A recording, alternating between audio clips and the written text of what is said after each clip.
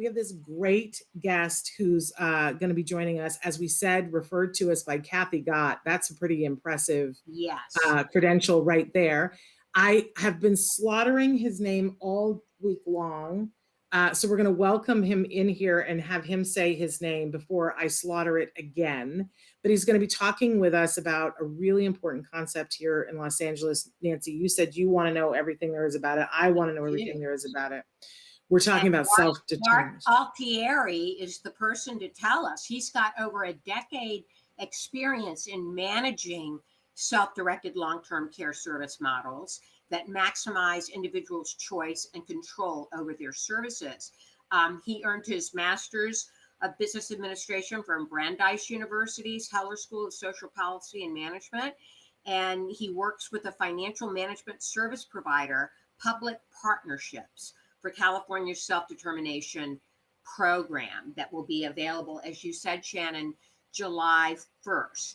So we're going to turn to him, to Mark, to unravel the SDP program. Hey, good morning. Good morning, Good Mark. morning, Mark. And now Nancy said it and it sounded great. Did she get it right?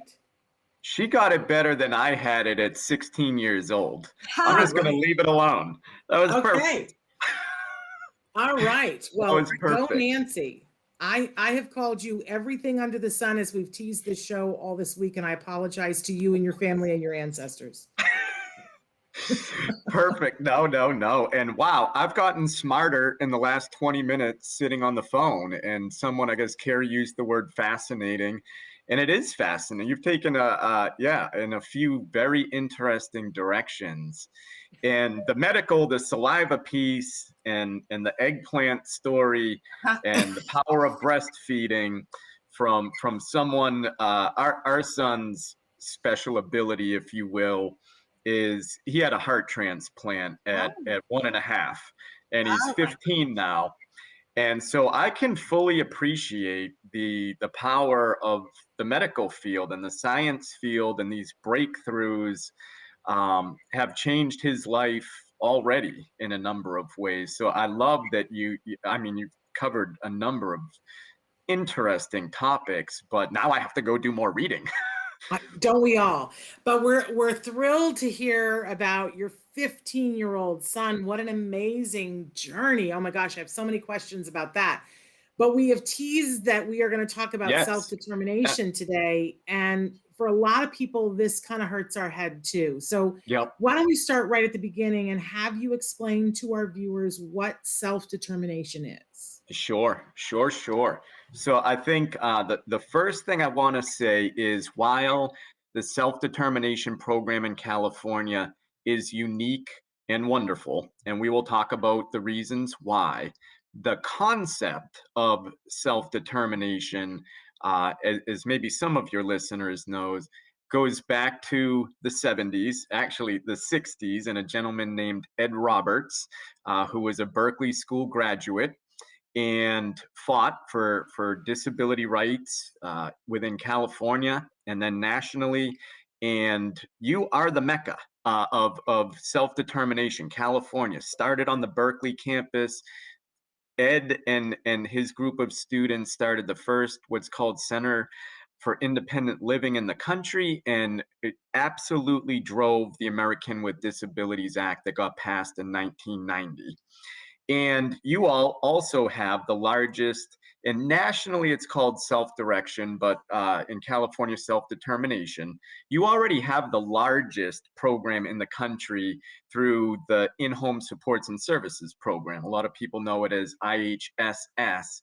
And so to give you a little perspective and kind of tease up the power of this new self-determination program in California, there's about 650,000 people that self-direct or self-determine their services on IHSS. Your next closest state is about 20,000 people. That's the magnitude. So when we shift gears to a very different model, and the self-determination program, to be clear, is a very different model from IHSS, but it is not, I feel like some people are concerned, is this California and DDS going rogue in some way? you're doing something better than, frankly, I've seen it done anywhere in the country, and I'll explain why I think that is in a few minutes. But it's not so novel that people should be afraid of it, or think that this model is a flash in the pan and will fade. It is not. There are programs in all 50 states. They go by different names, but they have the same core principle, which is giving individuals and their families the most choice and control over their services. So California took a very prudent approach to developing the SDP, and it started over 20 years ago with a pilot. And they assessed every aspect of it, from quality of life to the cost neutrality of it, to adoption of the model based on how many people were offered versus how many people were selected. And so on July 1st, so this is the novel piece about California. You're the only state that I am aware of that on July 1st, all 350,000-ish individuals that are currently receiving services through one of the 21 regional centers across California can, and I'll explain, it's not really a program. So they call it SDP in the self-determination program, but I'd prefer people to think about it as it's a service delivery model. It is a choice to take that individual budget that a regional center gives and takes a look at every 12 months and does a fresh needs assessment, but you're taking that budget, and I am giving it to Shannon and I am giving it to Nancy in a very direct way, with an understanding that you know best. You know best, whether it's for yourself or for a child or any loved one, best about the types of services that would truly benefit them, about who delivers those services. And so, getting to my son quickly, he needed a lot of services when he was very ill. I didn't get along with all those service providers, but I had no choice. And it was a very personal matter. And when your son's getting physical therapy post-heart transplant, I wanted the right match for our family, as did my wife. And we were limited to the available physical therapist. But had we known another one who was interested, a program like the self-determination program allows me that choice and control over picking not just non-vendored. So right now, in your traditional service delivery model in California, if you want to get services through a provider, they need to be vendored with a regional center. That's going away with the self-determination program. Stop and think about that. That is incredible on a few levels. Let me just stop for a minute, because I talk too much and I don't want to talk and talk and talk and talk. But if you want me to pause and ask any questions, please. Is that the major difference between SDP and the way that people are currently serviced by regional center? Yes, the major difference with a self-determination program model is you are now in control of how your individual budget is spent, from the types of services through who provides them. And that is the big breakthrough. So for instance, the power of this model during COVID-19. In a tradition, what we saw in COVID-19 was, if Mark is getting services, service providers that are coming into his home from a traditional agency, what was happening in those agencies were their staff were getting ill from COVID-19. They were short-staffed. They didn't have the capacity to send their staff into people's homes to provide any types of physical therapy, occupational. Of course, it crippled our country for a period of time.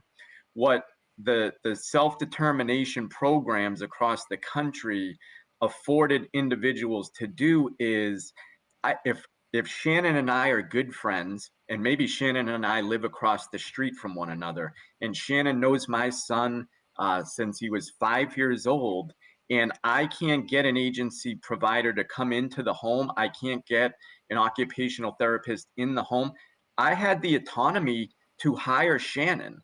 And Shannon could have come over, and I know that Shannon was being COVID safe. And Shannon knew that I was being COVID safe.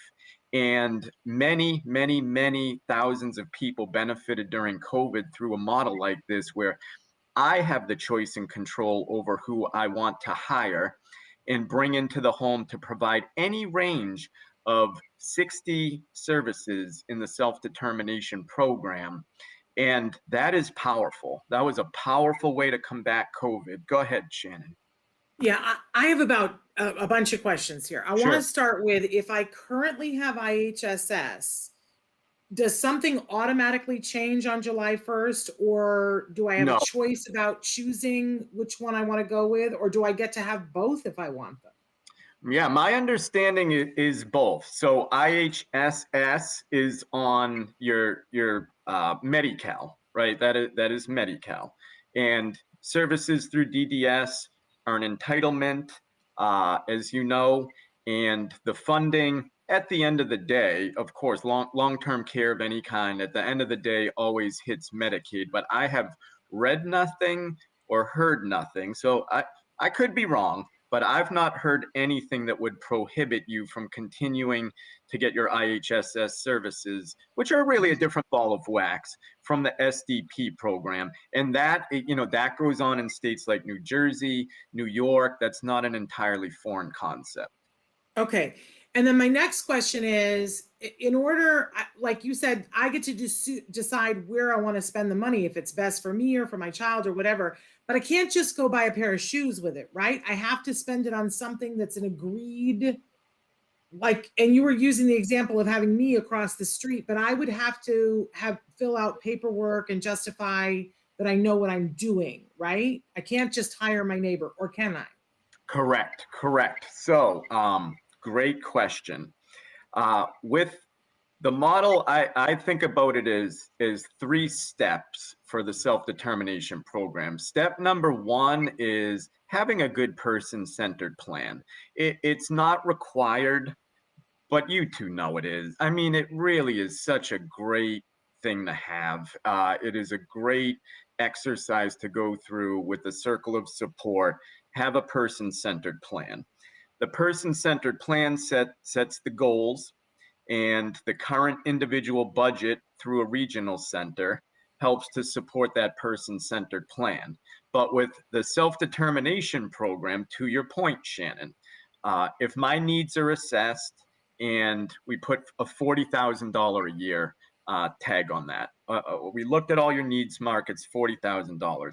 So SDP, the self-determination program, would say, Mark, you are now in control of those $40,000 to a degree. And to Shannon's point, it does not mean that every unmet need ever will get filled. It doesn't mean that you can go buy shoes or clothes, or, you're free to spend the money. But the self-determination program has, I think it's 55 different services that range from an environmental accessibility adaptation. So if you needed a ramp put on the house, that is permissible.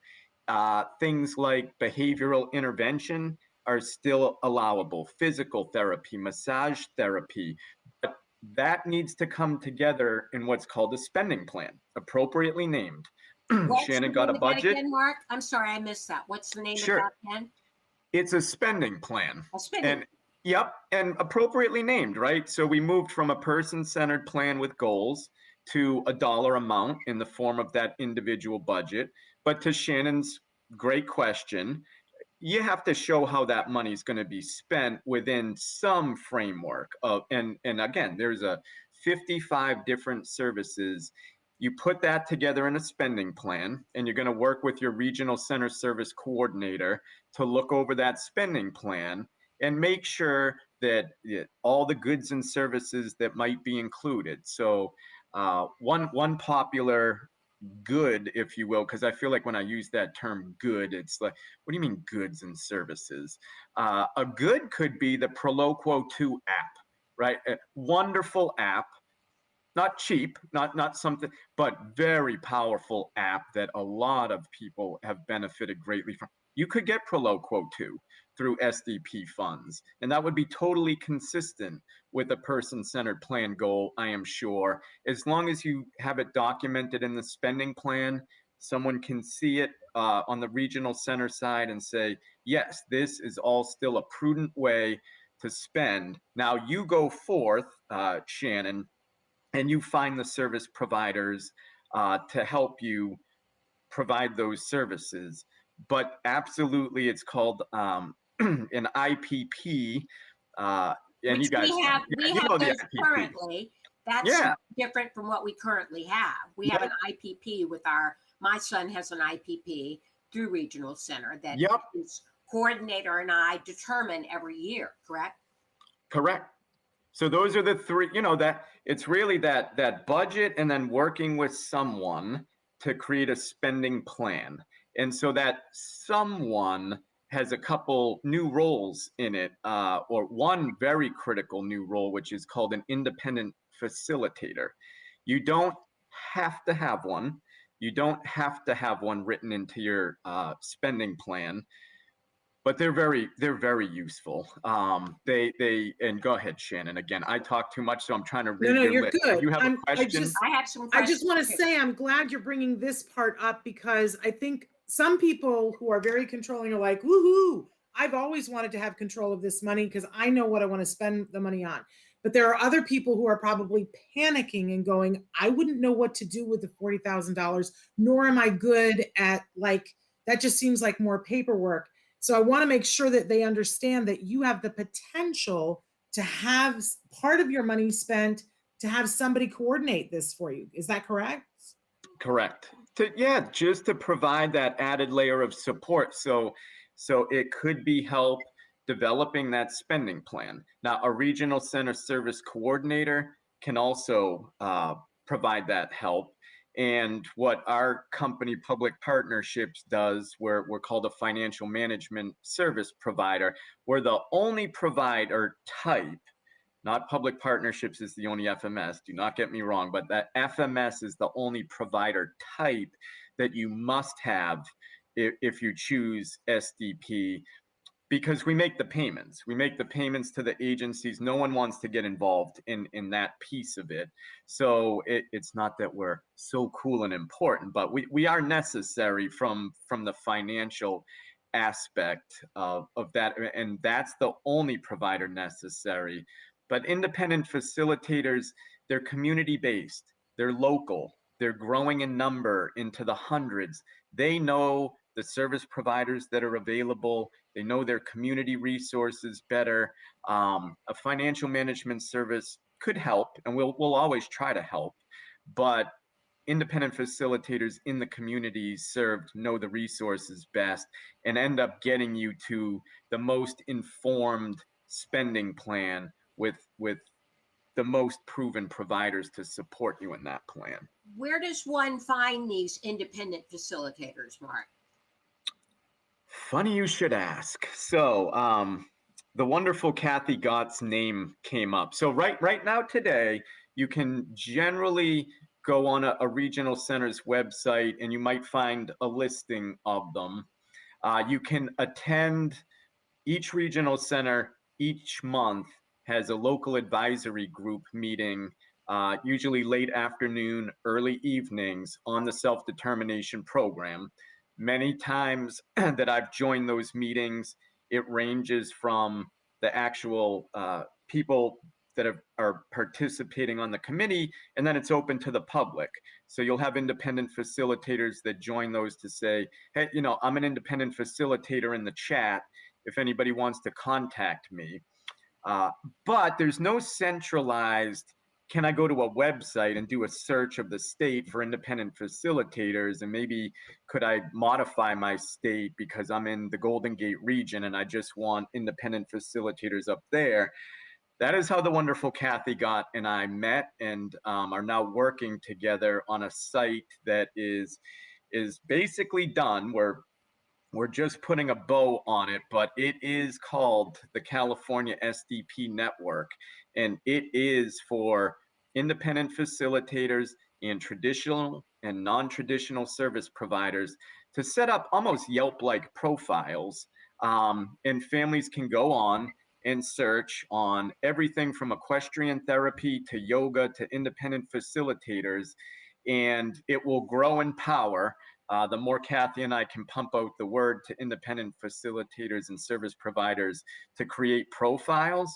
But Kathy Gott, there's no one better at marketing and spreading the word about something like this. So it is going live next week, and we'll use the month of June to put on a campaign to get it filled with as many providers as possible prior to.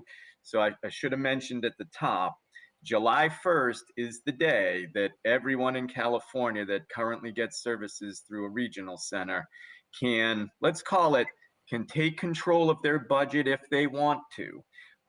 And Shannon, you made another great comment about, I don't know that this is for everybody. It sounds great, but it definitely sounds like there's some more administrative. It is like Mama used to say, right? With more choice and control comes more responsibility. There is responsibility. You have to now be mindful of your spending over that 12 months on the services. Yes, you do a spending plan. You can deviate from it to some degree. I would not recommend deviating from it in large degrees, because you could find yourself mismanaging the budget and running out of dollars before the end of the plan year. So nationally, who does it end up being right for, this whole model of self-determination? Probably 2 out of every 10 people. But 2 out of every 10 in California at 350,000 people. So the next biggest program is good old New York, who thinks, right? New Yorkers, we're the best at everything. Their program is 20,000 people. California will dwarf that in what, 5 years, maybe 6 years. You could get up to 60,000, 70,000 people in the state that choose, if just 2 out of every 10. That is why, for somebody that's worked in the field for a few years like myself, I'm just super happy to be part of it, because no state has done it at this scale with this amount of flexibility. And we'll talk about the models within the model, time permitting, but I'll stop for a minute there. Mark, this resource list, is that going to be sort of a one-stop shopping? This website? Yeah, the website. I hope so. I mean, I really hope for at least to try to find an independent facilitator or a service provider. It should be your one-stop shop.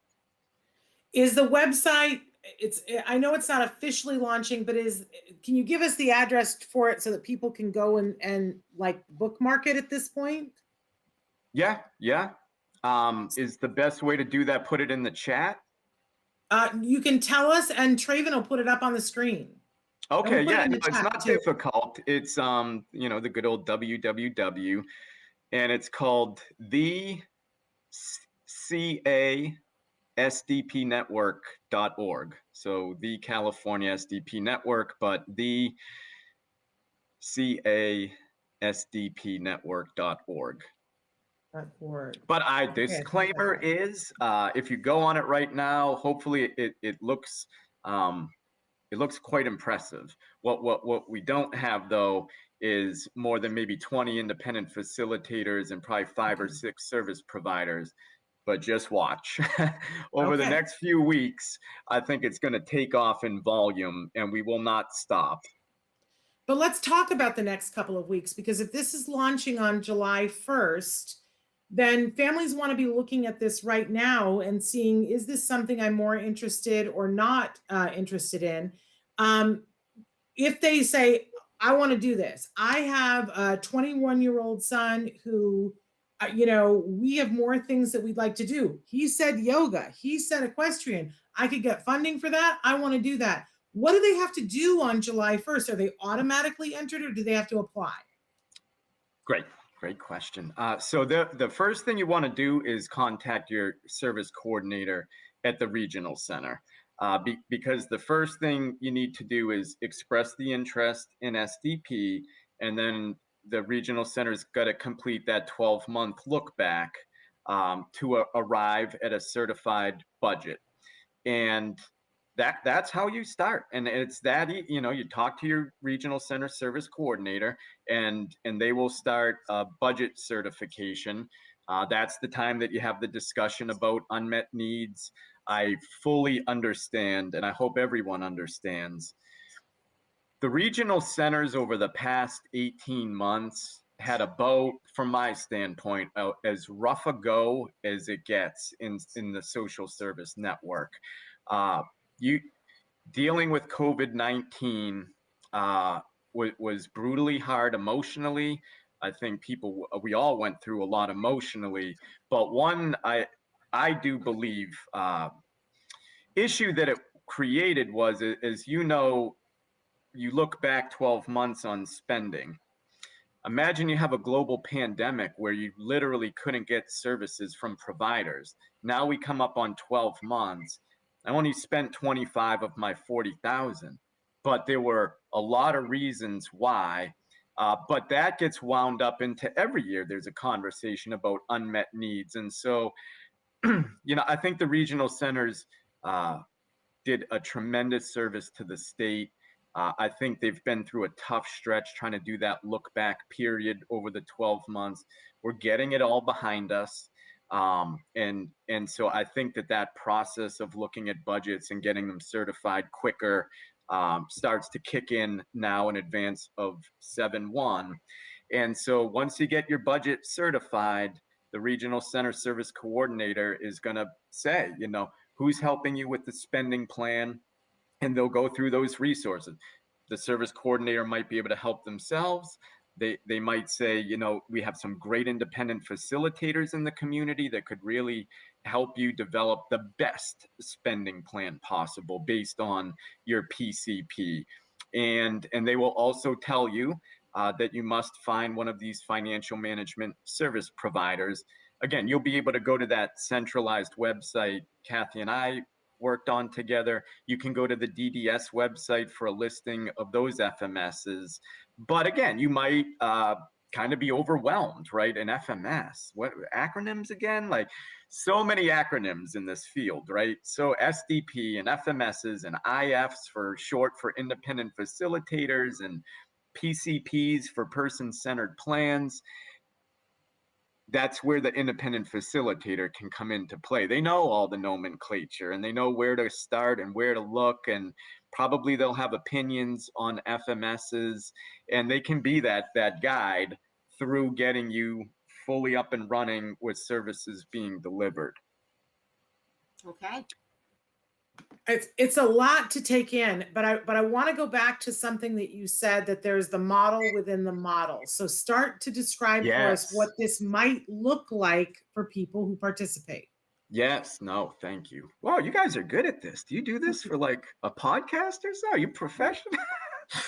I don't know how people that run podcasts are so smooth and quick thinking on their feet to be able to lead a discussion in a coherent way with a guy like me who will just go on and on and on. So yes, the models within the model. So some states decide to offer just one of these three models I'll describe, but this is why I love California. This is as full throttle self-determination as you can get. So once you go to your regional center service coordinator and say, I'd like to enroll in SDP, I guess is the way you'd phrase it. Again, it's not technically a program. It's really, I want more choice and control over that individual budget. You're going to have to sort out, based on your life circumstance, the individual's needs, one of these three models. So I don't think model number one, it's not really the base model, but model number one is called bill payer. And bill payer is for individuals that don't need Mark Altieri, a staff member, to come pick them up and maybe do community integration activities, taking you into the community, or you don't need Mark Altieri to provide respite in your household. I would call any of those direct hands-on employees more supports. And let's keep that over here. From services are things like the equestrian therapy, a community class, an assistive technology like Proloquo 2. If that's all your current budget is really focused on, is some of those types of services, then bill payer would be the model for you. It's the cheapest of the three models. So cheapest, what do you mean? It means, so the FMS companies, these financial management service companies like public partnerships, we do get a monthly fee for making payments, filing taxes. We'll talk about that in a minute. So bill payer is not all that involved. You're processing really like invoices for different, again, the Proloquo app or maybe a gym membership, but there's no employees involved of any kind. And so that's one option. Option number two is called sole employer. So sole employer is probably the most prevalent model in the country. And this one, I think, makes people anxious when they first hear about it, but they shouldn't be. So sole employer is Shannon wants to take on the responsibility of being an employer. And by that, I mean the financial management service company will help Shannon get what's called an employer identification number. Now, any company has an employer identification number. This employer identification number will just be for what's called a household employer. You can't take this employer identification number and then open Shannon's hardware store with it and be doing this SDP. It's just for these purposes. The FMS is there to help you complete a couple of, they're intimidating looking IRS forms. They're really harmless though. One of them, while it's very busy, is an SS4. It's all pre-populated. We review what the form is. You sign it. That allows us to get this unique employer identification number. And then you're going to sign one other, again, somewhat intimidating tax form, but it's called a 2678. And all it's doing is Shannon saying, I don't want to do all this payroll business that I'm about to tell you about, but I'll appoint this company to do it on my behalf. And frankly, if anything goes wrong, it's going to be on I'm coming after them because I am entrusting them to do what? To not only maybe make payments for Proloquo apps and gym memberships, but also Shannon wants to hire Nancy to provide some respite for the family. And she wants control over who those respite workers are. And if they're not working out, she wants control of letting them go. And also, she feels like in her former life, she was a great supervisor and manager. She's just very comfortable managing people. And if she chooses that model, this gets a little technical, but I'll do my best. Shannon decides she wants to pay Nancy $25 an hour for those respite services. Any employer, whether it's Walmart or Apple Computer, doesn't matter, pays what are called employer taxes. You pay employer taxes into the state unemployment tax pool, the federal unemployment tax pool, and you have to match your employees' contributions to Social Security and Medicare. You have to. And so even in this model, when Shannon decides, I want to be the employer, I want this employer identification number behind me, I want maximum choice and control, then when she pays Nancy the $25, that gets marked up to cover the employer taxes. And then any FMS also offers Shannon a workers' comp and employer liability insurance policy for about another 5%. And you put that together, and it's about 16-17% markup on that $25 to cover employer taxes and a workers' comp policy. So you can see that right out of the gate with this SDP model and I'm controlling the budget, I'm going to think of long and hard about how much I want to pay Nancy, knowing that what I pay her is less than what comes off the individual budget, which is getting marked up for some employer taxes. But that's a choice a lot of people are willing and able to make. And that's the sole employer model. And then there's a co-employer model, which is Shannon saying, I don't want that employer identification number piece. It's just too much with what we have going on in life. I would still like an agency to actually be the employer. Where does that prove very critical? So I've seen questions about what will you do in a weekend emergency? So in the sole employer, I'm going to define an emergency is Shannon's respite worker doesn't show up on the weekend. In sole employer, it is still Shannon's responsibility to find a generic resource to fill in that day.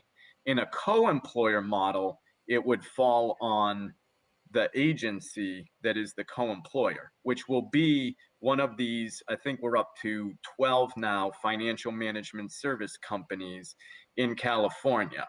So you can appoint, they will essentially remain the employer, but they will still, if Shannon wants to hire Nancy, I'm not going to put words in everyone's mouths, but I would say almost any FMS is going to say, that's fine, you can hire Nancy, but Nancy's technically their employee, not Shannon's. And the piece that is worth considering is when Shannon says, I want to pay Nancy $25 an hour. Well, now Nancy's also getting some benefits from that agency. So it's not just now employer taxes and maybe some workers' comp markup. Now it's probably going to be some benefits markup too. And so you, at the end of the day, are spending more on the provision of the services. You'll get less hours of direct service in that model, but it's not a bad model. It really is life circumstance. Does Shannon have enough time to review respite workers' timesheets and make sure everybody's logging the right hours or not? Or would she just rather leave that to a financial management service provider to manage and watch? Does Shannon think she has a broad enough circle of support that if she has 2 respite workers on staff, for instance, and one calls out, well, I have Aunt Susan who lives 3 minutes away, who's always there for us in a pinch. And then furthermore, maybe in the sole employer model, Shannon's hiring Nancy because they are lifelong friends. She trusts her inherently. Nancy knows her children inherently. And really, Nancy actually doesn't really need the benefits. She does it out of love, but could use some extra income, but she just doesn't need the benefits. Then maybe sole employer is great, because now you already have this employee who's not looking for the benefits. And so you can actually get more services because you're spending less off your budget because you're not paying for that chunk of additional admin overhead, if you will, in the co-employer model. So that's Okay. an earful. That's an earful. That is an earful. And unfortunately, we're out of time. But before we go, I just want you to tell us, Mark, because obviously the one piece of this that you've said to us that we have to have in place, we're not just going to give you the money and you write the checks. We have to have the financial management services, correct? Correct. That's a non-starter. It's got to be there. We have to pick one of those if we're going to do that. And your company is one of those, correct? We are. Public partnerships. We are. Partnership. Okay, so we want, and what is your website if people want to know more about what you guys do? Yep, that's www.publicpartnerships, just as it sounds.com. I think we have a wonderful website with some incredible videos of how this model can literally change lives. Okay. It's a lot to take in, and I want to encourage everybody to take a breath. Nobody's telling you you have to do anything today. There is a potential here for you to have more. If you've been laying awake at night going, I just wish somebody would listen to me, because if we could just do this, this is an opportunity for you to drive more of the bus than before. That doesn't mean you have to. So I just want to put my arms around everybody and go, if this is hurting your head a little bit, you're okay. Right? Because this is a lot. I certainly understand it a lot better now that Mark has unraveled. Oh, good. Absolutely. I should have added, and then I will immediately drop. I know we're up against it, but every regional center is offering SDP orientations monthly now. Strong, like you got to go to an orientation. Like, first of all, you need to go to an orientation. I should have mentioned that, but I think based on our discussion right now, you should go to an orientation. Everyone should. Yeah, absolutely. I also want to encourage people to bookmark the website that Mark created with Kathy Gott, www.thecaspdnetwork.org. It is in the for all of you. So thank you. This was so edifying. Thank is you, the word I want to say. We thank you for being here. We're going to have you back as it comes online. I think we definitely will have to have you back. Well, thanks for all the great work you two do. This is incredible, and I'm super honored. Thank you. You have a good weekend. All right, you too. Thanks again. Take care. All right. Bye-bye.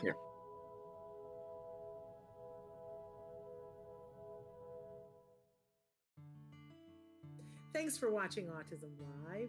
If you found anything helpful in this video, please give us a like. In fact, make sure that you smash that subscribe button on YouTube and give us a like on Facebook.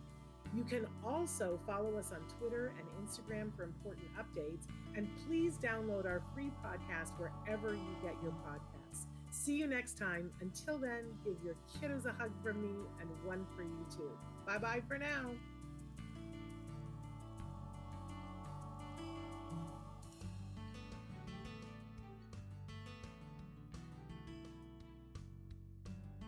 To subscribe, click here. And if you'd like to check out some more of our videos, click here.